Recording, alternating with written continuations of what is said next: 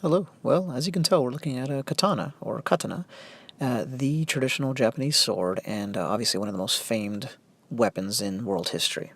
And this one caught my eye because of the red leather on the scabbard there. It's just not something I was used to seeing.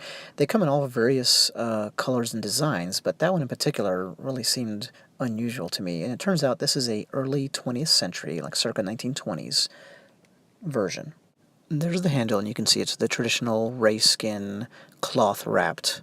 You can see the red and white theme is carried through with the kind of salmon-colored or, pinkish cloth. Beautiful piece of work, as is often the case with these. And here's a close-up of the handle, and you can see the cherry blossom emblems there. And of course, cherry blossoms are a very potent symbol in Japan. There's a yearly ceremony where they celebrate the blossoms and have watching parties, basically. I think it's called hanami. I think it's pronounced hanami, I should say. So that's kind of interesting. It's really a sign of life. They come out in the spring, and then to have them on a weapon, I think is kind of cool. Notice the peg there. It's nice to see little construction details like that. And then you get here, and this is what made me pick up the weapon and inspect it compared to some of the others. You've got the red leather, you have the button snap there, so, right, keep the sword in place, and you've got kind of that lacing, and just, you don't think of that when it comes to katanas, so different look, and I thought it was pretty cool. And I'm sure part of that is this being a 20th century sword. So this is a Showa era sword, S-H-O-W-A, and the eras are marked by the emperors, so that marks the reign of Emperor Hirohito, yes, as in World War II, Hirohito. Think of this sword as being produced halfway between the end of the samurai and Japan's entrance into World War II. Kind of give you a rough idea, so it's a definite time of transition. So here's the Tsuba, and it's a nice one, I think. So it carries forward the cherry blossom theme. And these were, of course, used as canvases, basically, for the artists. All kinds of different ones. You can go to museums and see collections just of the guards, that kind of thing.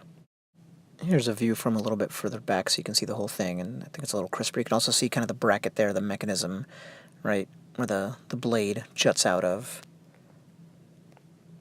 And, when it comes to Japanese weapons, it's all about the blade, so we'll get there. It's in good shape, not perfect condition by any stretch, but it is in good shape.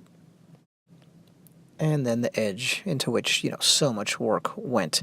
Japanese swords were basically all about maximizing cutting efficiency. I mean, if you ask me, so, there's a lot of YouTube videos and whatnot of, cut and thrust or arming sword, meaning European, versus a katana, this kind of thing.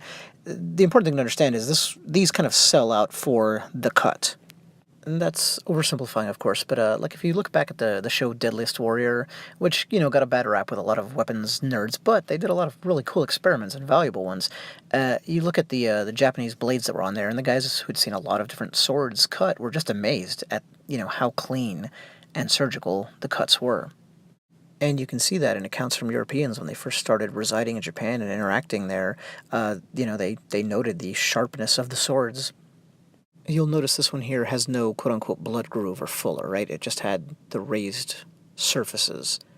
And then here's the actual spine, so it's got the characteristic, wedge shape. In all, it's an old but modern, visually interesting but certainly not exquisite example of the katana. Thanks.